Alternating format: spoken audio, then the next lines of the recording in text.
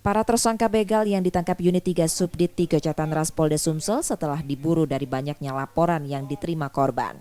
Mereka pun digiring ke ruang pemeriksaan beserta 3 penadah hasil kejahatan tersangka yang juga ikut ditangkap. Dari hasil pemeriksaan sementara polisi, 3 tersangka yang merupakan komplotan begal ini telah beraksi puluhan kali di Palembang. Dalam aksinya, para tersangka menendang motor korban hingga terjatuh, lalu membawa kabur motornya. Mereka juga melukai korban yang melawan menggunakan senjata tajam. Dari tersangka, polisi menyita 5 motor dan beberapa bilah senjata tajam. Kan yang sempat viral di Jagabaring, yaitu yang ibu-ibu di begal, yang sampai luka sampai sekarang masih belum bisa pulih. Sekarang orang berapa?